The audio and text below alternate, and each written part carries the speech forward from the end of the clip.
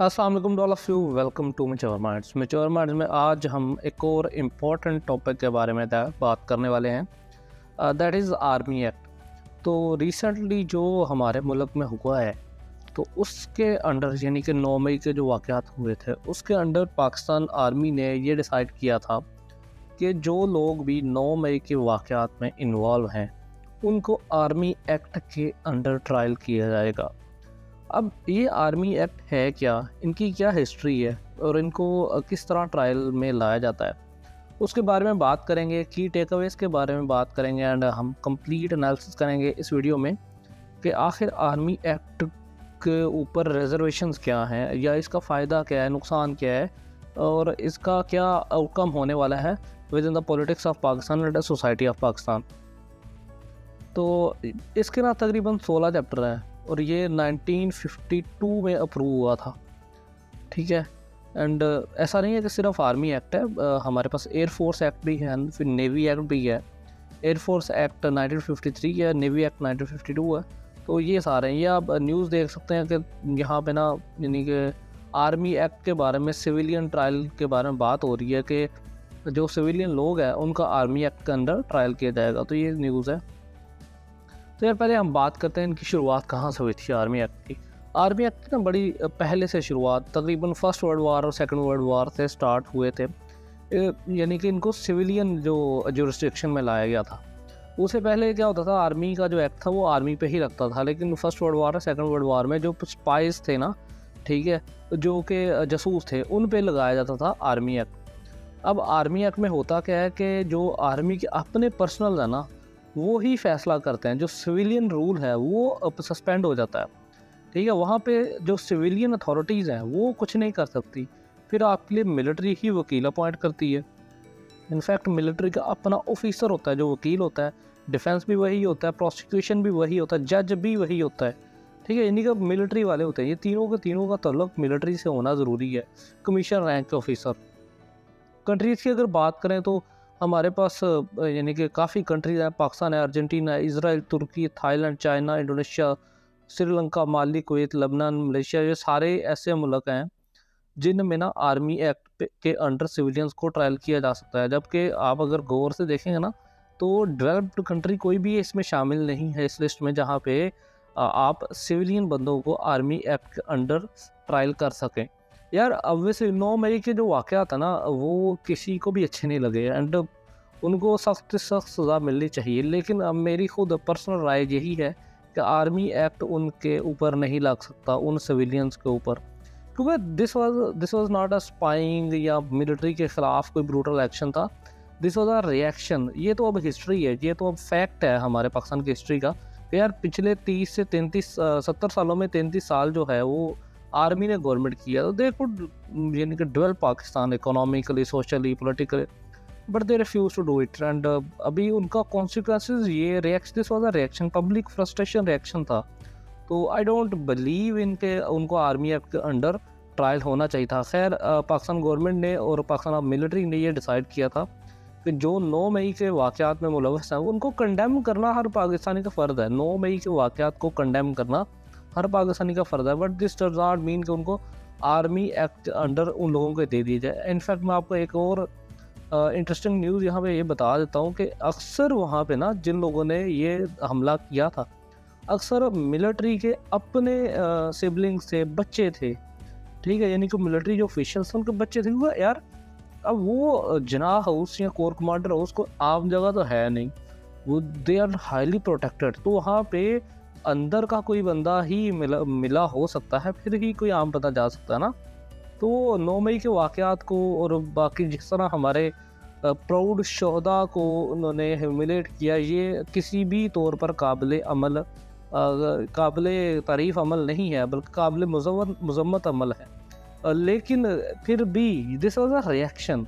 तो यहाँ पे जो मोडस क्या कहते हैं, अपना स्टेटस ऑफ द क्राइम है वो देखना पड़ेगा। लेकिन खैर चले, तो ये लीगल फ्रेमवर्क है ना जो उसका हिस्सा है आर्मी एक्ट इन कुछ ममालिक में, ठीक है, बाकी ममालिक में नहीं है। तो यहाँ पे ये होता है कि जो सिविलियन है ना वो भी अंडर आर्मी एक्ट ट्रायल किए जा सकते हैं। जबकि दुनिया में ऐसा नहीं होता। दुनिया में आर्मी एक्ट जो होता है ना वो सिर्फ आर्मी पर्सनल्स के लिए होता है, जबकि जो हमारा सिविलियन एक्ट होता है, जो सिविलियन जुडिशरी होती है, जो हमारी अदालतें होती हैं, वो सिविलियन के लिए होती हैं। तो ये है क्या बेसिकली हम इस बारे में बात करते हैं, एंड ये इसको प्रोसिक्यूट कौन करता है, ठीक है। तो इसके बारे में ये पहली दफ़ा 1952 में अमल में लाया गया था, जिनका ना आर्मी का, मिलिट्री का अपना एक लीगल कोड था। यानी कि अगर कोई मिलिट्री पर्सनल है तो वो उसके ऊपर ये जो है ना एक्ट, आर्मी एक्ट लगाया जाएगा। उसको सिविलियन जो अदालतें हैं वहाँ पे नहीं प्रोसिक्यूट किया जा सकता। अब उसकी वजह क्या है? उसकी वजह ये है कि आर्मी पर्सनल्स की जो ट्रेनिंग होती है ना, दैट इज़ वेरी शैडोई से मुराद ये है कि वो इस तरह ट्रेन होते हैं कि उनके रिफ्लेक्सेस में चीज़ें ऐसी आ जाती हैं, उनका ब्रूटैलिटी आ जाती है, फिर उनको उसी ब्रूटैलिटी के साथ और उतना ही फास्ट जो जस्टिस प्रोसेस अवेलेबल करवाने के लिए आर्मी का 1952 का अलहदा एक्ट लाया गया था। इसमें फिर 1953 में एयरफोर्स एक्ट भी था और 1952 का नेवल एक्ट भी था, ठीक है। तो ये इसमें क्या होता था कि यानी पर्सनल और जो हमारा मिलिट्री पर्सनल है और सिविलियन को जो भी अटैच विद द मिलिट्री और सम कैपेसिटी, यानी कि ऐसा सिविलियन जो कि मिलिट्री के साथ अटैच्ड हो या फिर डायरेक्ट आर्मी पर्सनल हो। अब इसकी एग्जांपल मैं आपको दे देता हूँ। इसकी एग्जांपल है जो हमारे सिविल सर्विसेज का एग्ज़ाम में ना एक ग्रुप होता है हमारा, ये जो होता है MLCG करके, military land and cantonment group. वहाँ पे जो लोग जाते हैं ना वो होते सिविलियन हैं, but they act under army officials, तो वो उन पे लग सकता है army act according to 1952।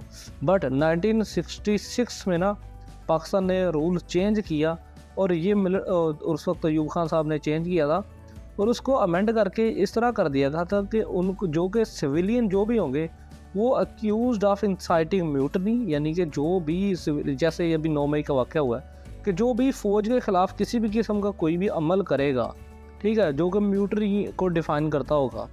Mutiny क्या होता है? Basically rebellion to the incumbent government, तो उसको उन्होंने शामिल किया। अब उस वक्त इंक्यूबेंट गवर्नमेंट जो थी वो आप खुद इमेजिन कर सकते हैं, एक ट्रेटर की थी, एक डिक्टेटर की थी। यस यू हर्ड राइट, मैंने ट्रेटर कहा है। तो वो डिक्टेटर जो है वो, अब कोई बंदा आयन को तोड़ता है तो उसको ट्रेटर ही कहा जाएगा। तो मेरी नज़र में तो ये सारे के सारे जो जिन्होंने आयन तोड़ा है वो ट्रेटर होता है, वेदर इट वाज ज़ियाउल हक, whether it was Musharraf, whether it was Ayub Khan, या खान साहब की तो बात ही नहीं है ना, खैर इसमें। अच्छा, हमारे पास 1966 में क्या किया अयूब खान साहब ने? सिविलियन को भी इस एक्ट के अंडर कर दिया कि किसी भी सिविलियन को पकड़ के उस पर म्यूटनी का चार्ज लगाओ और उसको अंदर डालो और उसको ये सारा कुछ करो। और इसमें मज़ीद ग्रेवियंस जो थी ना, मैं आपको बताऊँ 1984 में आई थी, जब ज़ियाउल हक साहब ने इसको मज़ीद अमेंड किया था और इसको म्यूटनी का भी जो हमारे पास शर्त थी उसको भी हटा दिया था और आम सिविलियन को भी हटा के मिसिंग पर्सन में डाला जा सकता था। जिस इसी एक्ट के अंडर ना अपना बलोचिस्तान में बंदे गायब किए जाते हैं। तो दिस इज़ हैपनिंग। तो मिलिट्री एक्ट मैंने आपको बता दिया क्या होता है, कि एक ऐसा एक्ट है जो कि पाकिस्तान आर्मी, पाकिस्तान मिलिट्री के लिए स्पेशल एक्ट है, वो सिविलियन अदालतों में नहीं आते, ठीक है। और ये पहले 1952 से 66 तक सिर्फ़ और सिर्फ आर्मी वालों के लिए था। फिर 66 में मज़ीद इनको सिविलियन का जो दायरा कार था वो बढ़ाया गया था। दैन फिर 84 में मज़ीद इसको ना स्ट्रेच किया गया था टू द कॉमन पब्लिक। तो ये सारी चीज़ हुई थी। अब इसमें जो मोड़ आया था ना, वो मैं आपको बताता हूँ।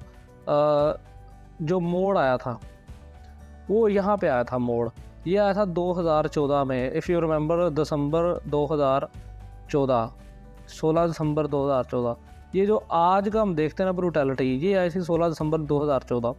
अब इसमें क्या हुआ था? इसमें 21st अमेंडमेंट हुई थी इन द कॉन्स्टिट्यूशन। अब इसमें क्या था?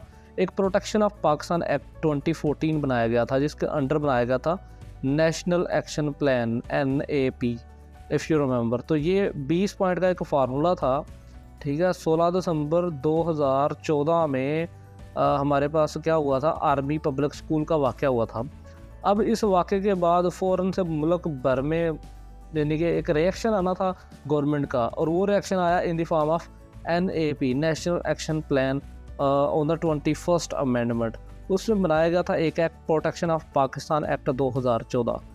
अब इस एक्ट के अंडर इसको दिया गया था Pakistan army act 1952, Pakistan air force act 1953 and Pakistan naval और नेवल ऑर्डिनेंस 1961।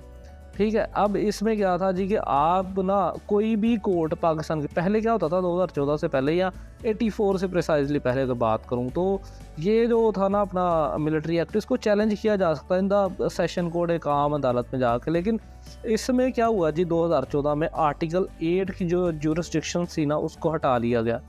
अब सिर्फ क्या रह गया जी, हाई कोर्ट जो है ना सिर्फ वही अप्रोच, वही इन एक्ट्स को अप्रोच किया जा सकता है। लेट्स से कि अगर किसी बंदे के ख़िलाफ़ आर्मी एक्ट के अंडर फैसला आ गया है, ठीक है, तो वो चैलेंज सिर्फ और सिर्फ मिनिमम जो कोर्ट है ना वो हाई कोर्ट है जिसमें चैलेंज किया जा सकता है और उसके ऊपर जो सुप्रीम कोर्ट है उसके ऊपर। ठीक है, तो ऐसा ये अब इसका ना बड़ा गलत इस्तेमाल होता था, उसके बारे में हम बात करते हैं। तो ये यहाँ तक उम्मीद है आपको समझ आ गया। हम वापस आते हैं कि यार ये ट्रायल कैसे होते हैं इन मिलिट्री कोर्ट्स में। तो पहली चीज़ तो यह है कि ये मिलिट्री आर्मी एक्ट के अंडर ट्रायल कैसे होते हैं। तो इसमें ना लीगल डायरेक्टर जो होता है ना वो उसको कहा जाता है जज एडवोकेट जनरल बेंच। ठीक है, और ये आपने अक्सर सुना होगा मिलिट्री कोर्ट्स। ठीक है, मिलिट्री कोर्ट्स। अब ये जो मिलिट्री कोर्ट्स है ना 21st अमेंडमेंट के अंदर 2014 में बनाई गई थी और 2017 में ना इनको मज़ीद 2 साल के लिए बढ़ा दिया गया। 2014 में ना जब बनाई गई 3 साल के लिए बनाई गई थी 2017 तक, और 2017 में दोबारा एक अमेंडमेंट की गई थी 23rd अमेंडमेंट। तो उसमें मज़ीद ये जो मिलिट्री कोर्ट्स थी इनको एक्सटेंड कर दिया गया था टिल 2019, 2 साल के लिए मज़ीद इनको अमेंड कर दिया गया था। ये जो मिलिट्री कोर्ट्स होती हैं ना इन्हीं के अंदर जो प्रैक्टिस किया जाता है आर्मी एक्ट। ठीक है, याद रखना ये जो खबरों में आप सुनते हैं। अच्छा जी, फील्ड जनरल कोर्ट मार्शल होता है यहाँ पे जिस प्रोसीजर को, यानी कि एक्ट जो चलता है यहाँ पे फील्ड जनरल कोर्ट मार्शल इसको कहा जाता है। और इसका जो प्रेसिडेंट होता है ना इस कोर्ट का, ठीक है, वो सर्विंग मिलिट्री ऑफिसर होता है। Prosecution council is also military officer. और इसके अलावा जो डिफेंस होता है ना वो लॉयर तो रख सकता है, बट अगर वो अफोर्ड नहीं करता तो वो जो डिफेंस अपॉइंट करती है ना मिलिट्री, वो भी मिलिट्री ऑफिसर ही होता है। ठीक है, तो याद रखिएगा। और इफ़ कन्विक्टेड, अगर तो आपको यानी कि क्या कहते हैं सज़ा हो गई है, इफ़ यू आर अगर आपको एक्विट कर दिया गया फिर तो मसला नहीं है, लेकिन अगर आपको कॉन्विक्ट कर दिया गया तो फिर आप right to file appeal within 40 days to any army court of appeal, यानी कि आप अपील कर सकते हैं उसी आर्मी कोर्ट के अंदर। लेकिन 2000 मैंने आपको बताया 2014 में एक अमेंडमेंट हुई थी, उसके अंडर क्या हुआ था, आप हाई कोर्ट और सुप्रीम कोर्ट भी इसको जुरिस्डिक्शन कर सकती हैं। ठीक है, तो आप ये कर believe that they have not received a fair trial और एक्सपेंस, यानी कि अब उनका जो है अगर उन्होंने फेयर ट्रायल फेस नहीं किया। अच्छा जी, यहाँ पे ना अब बात करते हैं पनिशमेंट क्या देते हैं। अब यहाँ पे ना बड़ी सख्त पनिशमेंट्स होती हैं। मैंने आपको बताया आर्मी की जो ट्रेनिंग होती है that is under the brutal environment, क्योंकि उन्होंने दुश्मन को मारना होता है। उनको फ़र्क नहीं पड़ता ईरानियन, इंडियन, अफ़गानी, उनको सिर्फ फ़र्क पड़ता है पाकिस्तानी से। Same is the case with Indian, उनको फ़र्क नहीं पड़ता इंडियन को पाकिस्तान को मारे ना मारे, वो उनको सजा कोई नहीं है। They are brought up in the military brutal environment. तो यहाँ पे ना फिर पनिशमेंट भी उसी लिहाज से होती है आर्मी एक्ट में। वहाँ पे 2 साल से लेकर ना लाइफ सेंटेंस तक आपको पनिशमेंट इजीली मिल जाती है, एंड इवन के कैपिटल पनिशमेंट भी मिल जाती है। ठीक है, और यहाँ पे ना मैं आपको एक बात बताऊँ, ये जो मिलिट्री कोर्ट्स होती हैं ना यहाँ पे कोई ऐसा नहीं होता कि आपका फेयर ट्रायल चल रहा होता है। दे आर जस्ट, क्योंकि वो मिलिट्री कोर्ट्स होती हैं तो वहाँ पे ना जो इतना लंबा लीगल प्रोसीजर चलाया जाता है सिविलियन, इतना लंबा मिलिट्री कोर्ट्स में प्रोसीजर नहीं चलाया जाता।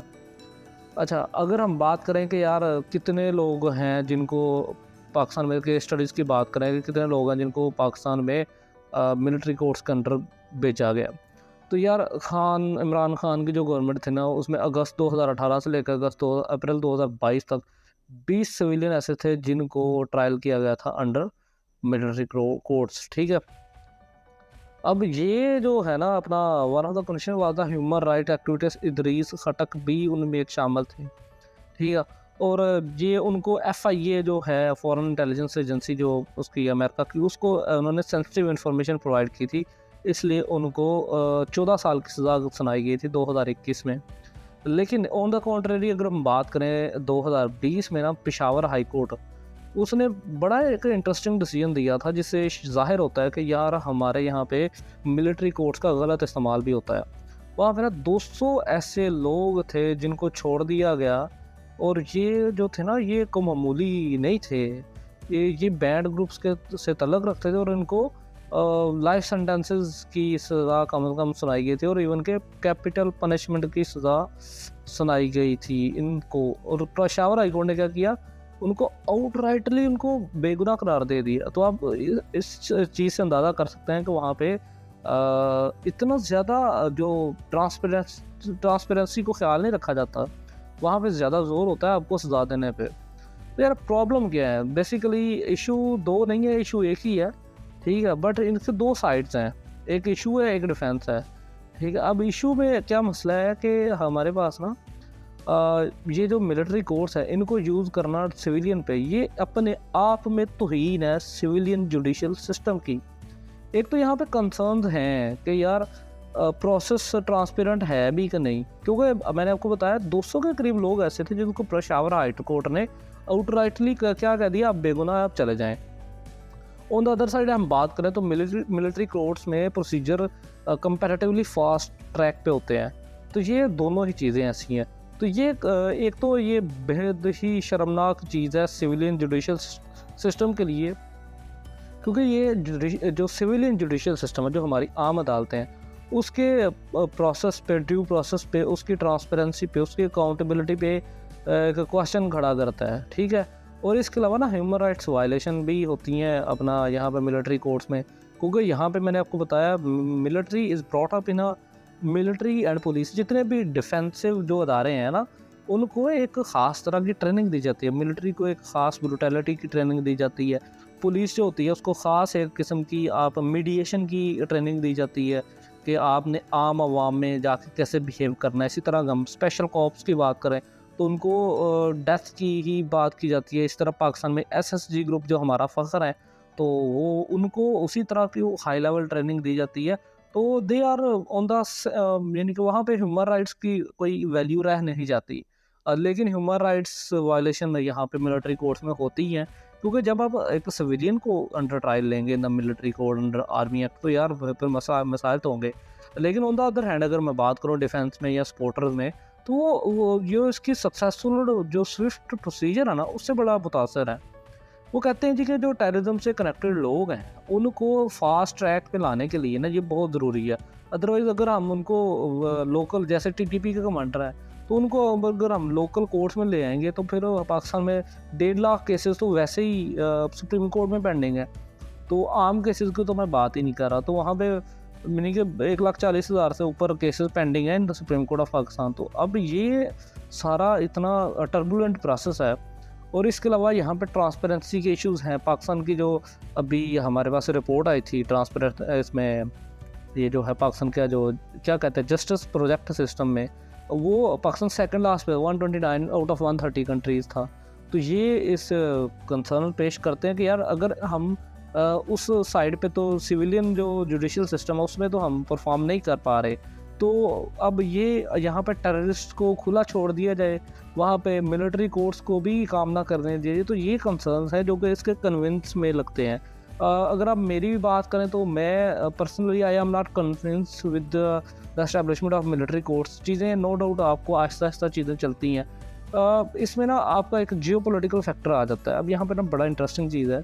तो पाकिस्तान जो है वो 2 फ्रंट वार से ना जूझ रहा है। एक तरफ से इंडिया है, दूसरी तरफ से अफ़गानिस्तान है, तीसरी तरफ से ईरान के साथ भी तब हमारे ताल्लुकात ऐसा सच नहीं है। चौथी तरफ अगर हम बात करें अरेबियन सी की, तो वहाँ पे भी इन्फिल्ट्रेशन रहती है because of Iran, Saudi and America conflict, ठीक है, क्योंकि वहाँ पे स्ट्रेट ऑफ हॉर्मुज़ है, तो उसमें मसला होता है। चाइना जो है वो कभी नहीं चाहता कि पाकिस्तान में कोई डेमोक्रेटिक गवर्नमेंट आए, क्योंकि हम लोग पहले गुलाम थे UK के टिल 1947, फिर हम अमेरिका के गुलाम हो गए in the whole cold war, ठीक है, टिल 20 आप कह सकते हैं 1999 2000 तक।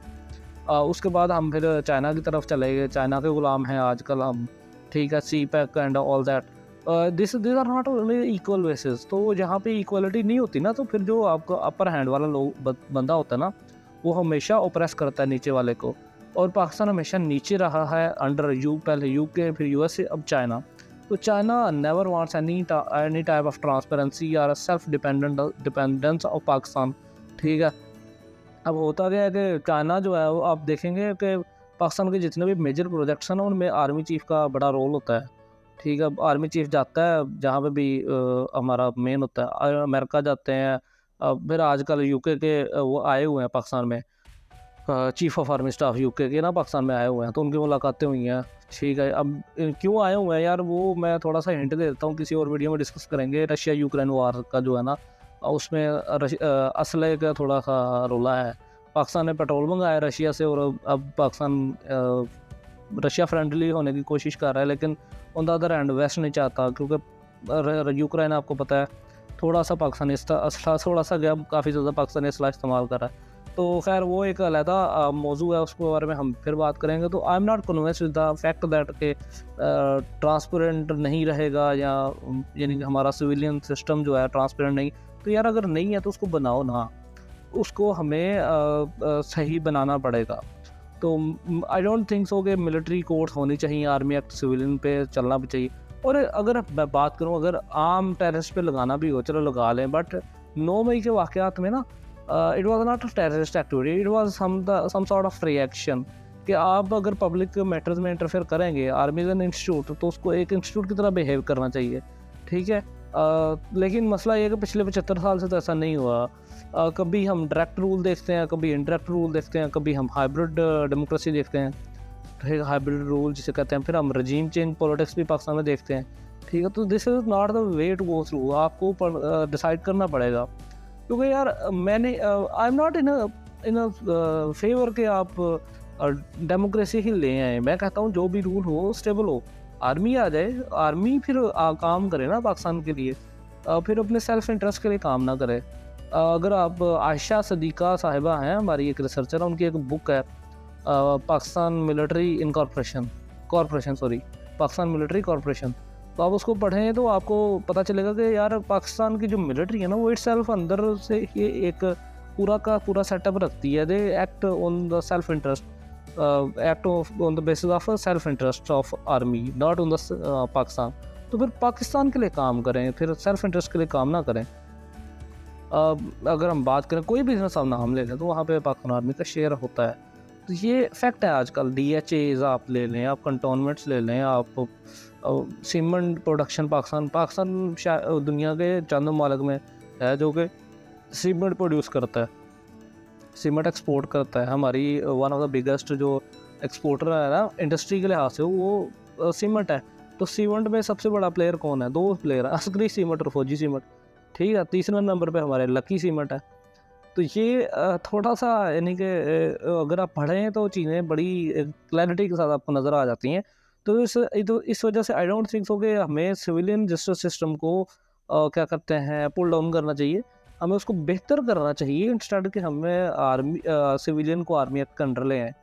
तो ये जो 9 मई के वाक़यात थे, ये रिएक्शन था। और इसको अगर आप अहमद जवेद साहब है हमारे लम्स के उर्दू में, शोभा उर्दू के ना बड़े कमाल के थे पहले वो, फिर वो उससे पहले वो Urdu foundation, I guess Urdu foundation है, उसके चीफ भी रह चुके हैं। I am missing the name of the organisation, लेकिन वो इसी तरह लिटरेरी फाउंडेशन था, उर्दू फाउंडेशन था, लाहौर में था, ओल्ड लाहौर में। तो उसके अहमद जवेद साहब, उनको उनकी बड़ी प्यारी बात मुझे वाली लगी वैसे। उन्होंने कहा था कि यार ये ना एक रिएक्शन है, ये पब्लिक रिएक्शन है against the brutality and the hegemonic role of the military in the society of Pakistan. उन्होंने तो उर्दू में कहा था, मुझे याद नहीं एग्जैक्ट वर्ड, लेकिन उनका सेंस बड़ा अच्छा था। आप यूट्यूब पर उनको सुन सकते हैं अहमद जवेद के नाम से। तो ये रही सीन, ये है कि 9 मई के वाक़यात में दोनों की गलती है, आम बंदों की भी और मिलिट्री की भी। अब ये it's not a convincing argument that everyone should be put under army act और मिलिट्री ट्रायल। ऐसा नहीं होना चाहिए। उनको सज़ा मिलनी चाहिए, मैं ये नहीं कहता सज़ा नहीं मिलनी चाहिए, लेकिन उनको आम अदालतों में सज़ा मिलनी चाहिए। हाँ, आप फास्ट ट्रैक चाहते हैं, आप फास्ट ट्रैक करें ना, किसने रोका है? सिस्टम को बेहतर बनाएं और फास्ट ट्रैक कर जस्टिस लें। ऐसा तो नहीं ना कि आपके 22 करोड़ 25 करोड़ लोग हैं जो आपको मिलते रहें धक्के खाते हुए, लेकिन आप जो 6 लाख है हमारी फौज, वो रूल करती रहे। तो ऐसा नहीं है। 6 लाख में भी यार जो सिपाही है उसका तो कोई हाल नहीं है, लेकिन ऊपर वाले ही हैं जो, अब उसमें ऊपर वालों में भी कुछ लोग ऐसे हैं जो करप्शन करते हैं, वो आगे हैं। उनमें भी अगर फैमिली बैकिंग है तो उनकी तरक्की है। बट ऑन द कंट्रेरी एक मिडिल क्लास जो है वो एक सर्टेन लेवल तक ही जा सकता है। और फिर अगर वो रिलीजन से मोटिवेटेड है तो फिर तो वैसे उसके डॉक्यूमेंट्स पे लिखा जाता है रिलीजियसली मोटिवेटेड पर्सन, तो रिलीजन बेस पे भी आपको तरक्की नहीं दी जाती। और इसके लिए आपको मैं रेफ़र करूँगा आशिर अज़ीम साहब का व्लॉग, आप उनके चैनल पे जाके देख सकते हैं। तो आज मैंने बड़ी ज़्यादा खोल के बातें कर दी हैं, इतना वैसे हमारा है नहीं है, हम पॉलिटिक्स में तो जाते नहीं है, इतना डीप डिग करते नहीं है। चलें बाकी हमने कर लिया। Thank you very much for listening me. Subscribe the channel, press the bell icon so that you may get all our latest video updates. Thank you very much.